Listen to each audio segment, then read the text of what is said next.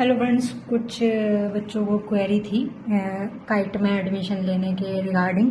तो चलिए उस पर एक वीडियो बनाते हैं। आज आप पूरा देखते रहिए, पूरी इन्फॉर्मेशन आपको मेरे साथ मिलेगी। चलिए, सबसे पहले हमारे पास एक कमेंट आया था कि तो उन्होंने पूछा था एमसीए का प्लेसमेंट कैसा रहता है। तो एमसीए का प्लेसमेंट ठीक ठाक है अभी, मतलब जैसे आपको जिस हिसाब की नॉलेज है आप उस हिसाब के बच्चों में रहोगे।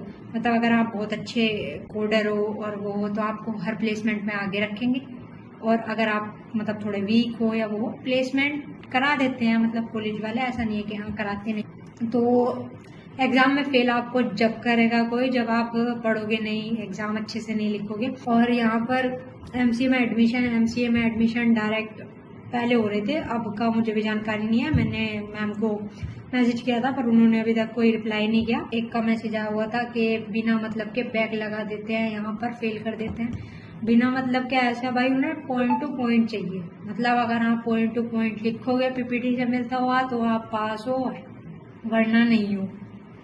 मतलब उनका ये है कि कोई लापरवाही बदले, यहाँ पर खेल वेल के चक्कर में आए हो या ऐसे ही कि बस आ गई है, एडमिशन ले लिया, काम खत्म, पढ़ाई नहीं करेंगे, वो नहीं चलेगा। यहाँ सुबह के 9 बजे से शाम के 5 बजे तक आप कॉलेज में प्रेजेंट चाहिए, ठीक है। हो गया। और लाइब्रेरी, हमारी सेंट्रल लाइब्रेरी है, एक नीचे लाइब्रेरी बनी हुई है, एक ऊपर बनी हुई है। आप कॉलेज के टाइम से 9 बजे से 5 बजे तक कभी भी बैठ सकते हैं लाइब्रेरी में, कोई आपको रोक टोक नहीं है, कोई कुछ नहीं है। लेकिन अगर आपको एक्स्ट्रा में बैठना होता है, जैसे 5 बजे से 7 बजे तक लाइब्रेरी खुली रहती है, तो उसके लिए आपको आपकी क्लास के सीआर होते हैं, 2 चुने जाएंगे, एक लड़का और एक लड़की। हर सेक्शन में अलग होते हैं, सेक्शन डिवाइड होते हैं। हमारे उसमें 4 सेक्शन है, ए बी सी और डी, दो उसमें सीआर है, ठीक है। तो सीआर आपका नाम लिखेगा और नाम लिखने के बाद वो मैम को सबमिट करेगा, जो आपकी मेंटोर वगैरह होंगे या एचओडी सर से साइन वाइन करा के वो नीचे लाइब्रेरी में जमा हो जाता है। उन बच्चों के अलावा कोई 5 से 7 बजे तक लाइब्रेरी में नहीं बैठे। और रही उसकी बात, क्या पोर्टल होते हैं, क्या चीजें हैं, वो सब हमको दे रखा है। आप जैसे ही एंटर करोगे, मतलब काइट में पहले आपको सबसे इंट्रो वगैरह हो जाएगा, जैसे आपको फिर कुछ टाइम के बाद आपको काइट की तरफ से एक ईमेल आईडी आपको आपके उस पर दी जाएगी। आप उसको ले लेंगे, उसका पासवर्ड पहले वो देंगे, आप उसको चेंज करेंगे, ठीक है। चेंज करके आप अपना पासवर्ड रख सकते हैं, ठीक है। काइट साइबर विद्या हो गया है, काइट एलएमएस हो गया है, काइट कोड तंत्रा हो गया है। कोड तंत्रा पे हमें कोड वगैरह करना होता है, उसका भी आपको पूरा दिख जाएगा। काइट की तरफ से सिस्को एक वो होता है, सिस्को नेटवर्क करके, उसमें आपको कोर्स कंप्लीट करने होते हैं, सर्टिफिकेट मिलते हैं, ठीक है। लिंक्डइन पे आपकी आईडी बनवाई जाएगी, कम्युनिकेशन की आपकी क्लास चलवाई जाएगी।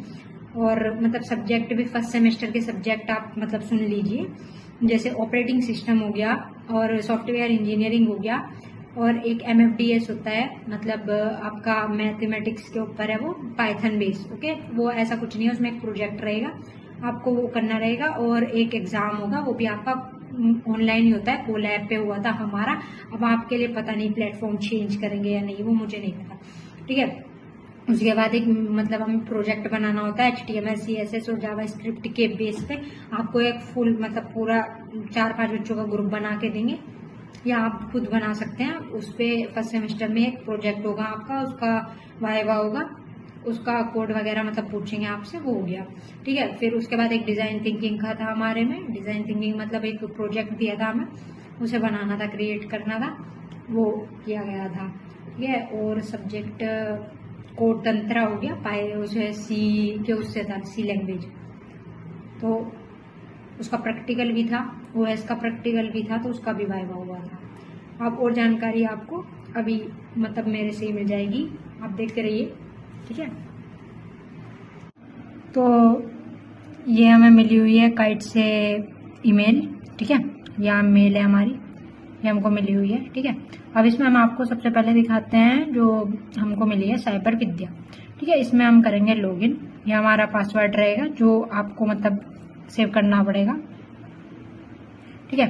अब इसमें आई एम नॉट रोबोट पर क्लिक करके जब हम इस पर लॉगिन कर पाएंगे, ठीक है। अब इसमें हम लॉगिन करेंगे और ये हम डैशबोर्ड आ जाएगा। यहाँ पर हमारा नाम, अटेंडेंस कितनी है, कोर्स, सब्जेक्ट वाइज यहाँ पर अटेंडेंस आ गया, स्टूडेंट इन्फॉर्मेशन, ये सब चीज़ें हो गया, कोर्स, एग्ज़ाम, फाइनेंस, यहाँ पर फीस जमा होती है, फीडबैक वगैरह, हॉस्पिटल मैनेजमेंट के हिस्से और सेटिंग वगैरह हो जाती है। ठीक है, फिर हम आ जाते हैं LMS पे और काइट LMS करके हम सर्च मारेंगे तो हमारे पास ये डैशबोर्ड आ जाएगा। फिर हम यहाँ पे जैसे लॉगिन का बटन दबाएंगे हमारे पास यहाँ पे आ जाएगा, हम अपना ID पासवर्ड लगाएंगे और यहाँ से हम लॉगिन कर पाएंगे और यहाँ पर हमारे पास यहाँ पर सब्जेक्ट वगैरह शो हो जाएंगे। यहाँ पर जैसे टीचर पढ़ाते हैं, यहाँ पे हमको असाइनमेंट सबमिशन करना होता है, कोई एग्जाम वगैरह होता है तो इधर आ जाता है, और एग्जाम होता है तो क्विज वगैरह हो जाती है, जैसे एप्टीट्यूड आ गया, और हमको क्या टीचर क्या कोर्स पढ़ाता है यहाँ पे सबमिशन करने के लिए वो हो जाता है। यहाँ पर इंफॉर्मेशन, यहाँ पर हम सिलेबस भी निकाल सकते हैं, लेकिन हम प्रीवियस सेमेस्टर का नहीं निकाल सकते क्योंकि हम सेकंड सेमेस्टर का ही निकाल सकते हैं। ठीक है, फिर हमारे पास आ जाता है कोड तंत्र। कोड तंत्र पे आप सर्च मारोगे KIET, गो जाओगे तो आपका मतलब यहाँ पे ये लोगो खुल के आएगा। ठीक है, यहाँ पे आप अपना ID पासवर्ड डालोगे, लॉगिन करोगे, ठीक है, और लॉगिन हो जाएगा। ठीक, हमारे पास ये आ जाता है डैशबोर्ड। ठीक है, अब हम यहाँ पर जाएंगे अपने कोर्स में।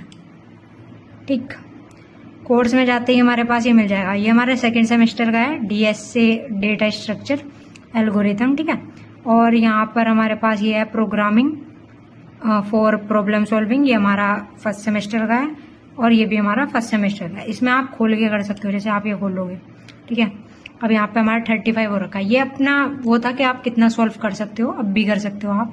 जैसे हमारे पास ये आएगा कितने लेसन है, कितना कुछ है, तो यहाँ पर हमारे पास है पूरे 83 लेसन, आप देख सकते हैं 83 लेसन है, यूनिट मतलब करके हमारी फर्स्ट से लेके। अब आप इसमें सॉल्व कर सकते हैं, जैसे एल्गोरिथम आपको बेसिक से लेके चलेगा ये, और आपको जैसे ये सॉल्व है, आपको एल्गोरिथम, व्हाट इज एल्गोरिथम वगैरह। नेक्स्ट यहाँ से हम सबमिशन करते हैं और चेक करते हैं कि हमारा एक करेक्ट है कि नहीं है, जैसे करेक्ट है फिर हम इसको नेक्स्ट करते हैं, नेक्स्ट करके हम अगले क्वेश्चन पे पहुंच जाते हैं। आप जैसे फिर इसको सबमिशन कर सकते हैं, या रिसेट करना चाहे कि हमें दोबारा से करना है कर सकते हैं, प्रीवियस करना चाहे। ठीक है, यहाँ से आप लॉग आउट मार देते हैं। ठीक है, यहाँ से ये आपकी ईमेल ID दिखाई देगी, यहाँ पे आप होम पेज पे चले जाएंगे, यहाँ पे कोर्स है, यहाँ पे टेस्ट होता है, तो अब आप टेस्ट करके टेक टेस्ट पे यहाँ पे जैसे अभी लिख रहा है नो टेस्ट वर फाउंड, यहाँ पर लिखा हुआ है ना, please select different dates. Okay, यहाँ पे ऐसे लिखा हुआ है, तो आप अभी कोई टेस्ट वगैरह है नहीं, जब होगा तब दिख जाएगा। अब जैसे कोर्स है, कोर्स पे आप जाओगे, ठीक है, आपको ये प्रॉब्लम सॉल्विंग मिलेगा और एक ये मिलेगा, इसमें आपको क्वेश्चन कोडिंग करनी होती है, जैसे ये वाली है, ये 100% है, ये जरूरी होती है, लैब के लिए करनी होती है। ठीक है, अब इसमें आपको 12 मिलेंगे, शायद 12 है, 13। ठीक है, ये हमने किए थे पूरे। ठीक है, बच्चे मतलब ये पूरा करना होता है, तभी आपको नंबर इस पे बेस होते हैं। अब आप यहाँ पर जैसे देख सकते हैं कोडिंग करनी होगी आपको पूरी, पहले C लैंग्वेज में आपका ये रहेगा, उसके बाद C लैंग्वेज में आपका डेटा स्ट्रक्चर आ जाएगा। ठीक है, इससे मतलब अब आपको इससे ज्यादा जानकारी कोई देगा नहीं, अब ये डेटा स्ट्रक्चर एंड एल्गोरिथम का है।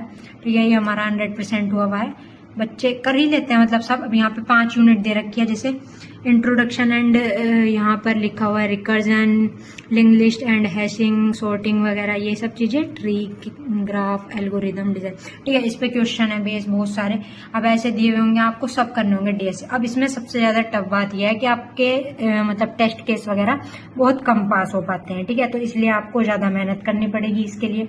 ठीक, अब